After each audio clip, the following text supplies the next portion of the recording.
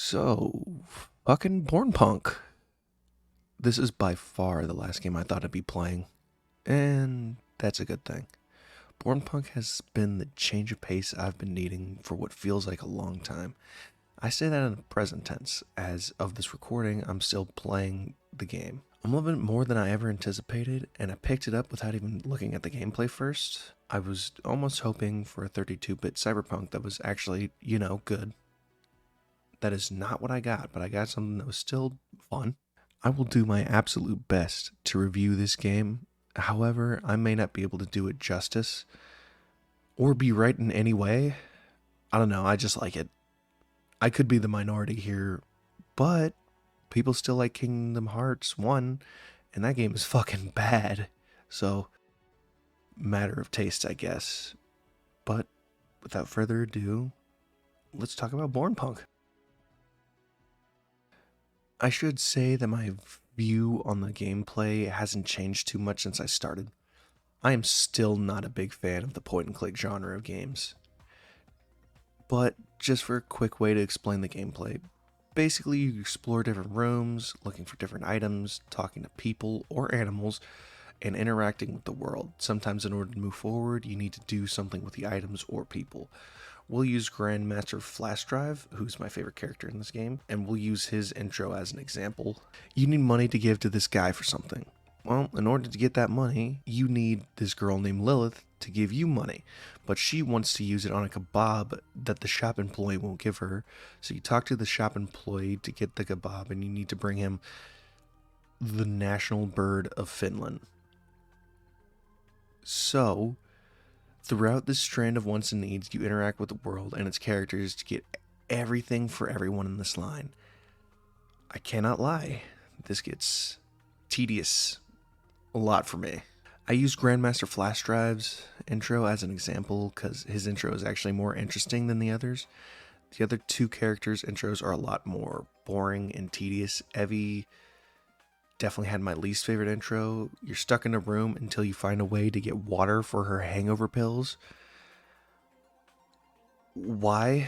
I'll admit that the gameplay does help with just making the characters and the world feel a lot more interesting when you just explore more than you probably would in any other kind of game.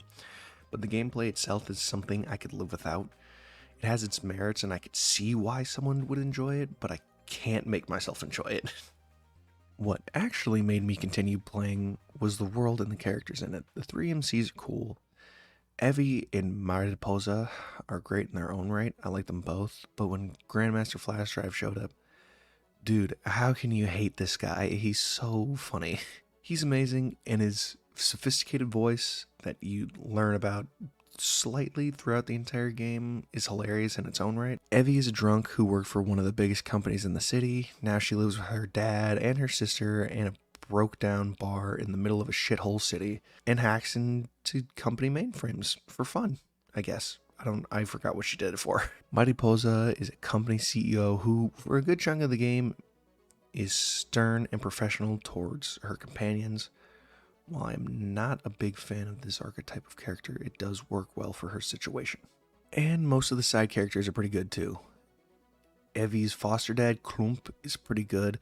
His time with Evie makes him feel like more of a dad than, was previously thought to be. And I like his accent. I don't know what it is. I'm gonna assume Polish, but he's got one and I like the way it sounds. Not a huge fan of Hussar, but I can see why people would like her. I just don't think I got to see enough of her throughout the game. Apollo, the talking cat who tries to fuck Foxina.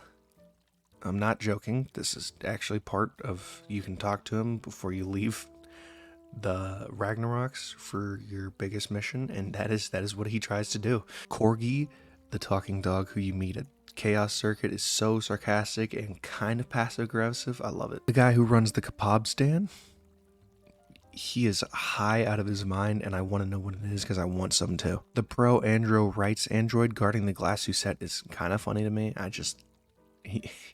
The way he talks to Mighty Posa makes me laugh. Joey is a very straightforward security guard. I fuck with him, and he seems to care about Mighty Posa, which is pretty parallel to her I guess. That's not the word to use. Look, I like him and he's cool. Lilith, she's just weird, and after she leaves, you just feel bad for her. And there's plenty more characters you can just talk to among the crowd. The characters work, and while their voice acting isn't anything to write home about, they do good enough to really flesh the characters out in a good way. I also like the accents. I love that every character you talk to could have a possible different accent, which is cool because I don't see that a lot in games. And voice acting isn't bad, like I said. It's not Astri Ascending, so, you know, anything above that voice acting is pretty good. And finally, the story that these characters play in. I'm going to summarize it to the best of my ability without getting into any spoilers or big plot points that new players might miss. And somewhat, so this is what I'm going to try to get to. So basically, Evie, Mariposa, and Flash start to share their heads with some kind of cosmic entities, and they have to get them out so those entities can merge with each other.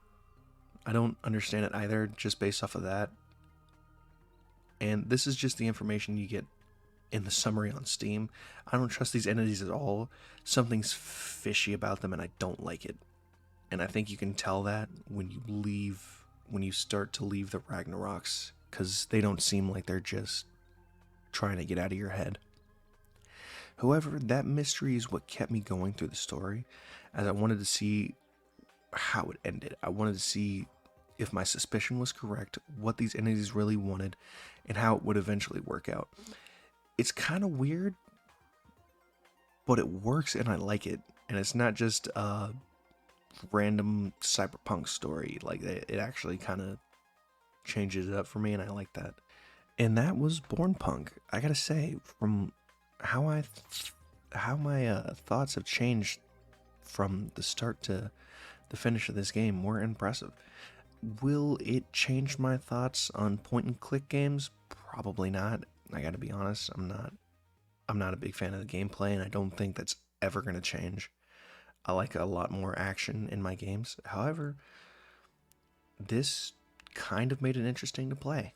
And while there are some flaws here and there, I do like the characters. I like the style. I love the 32-bit cyberpunk style.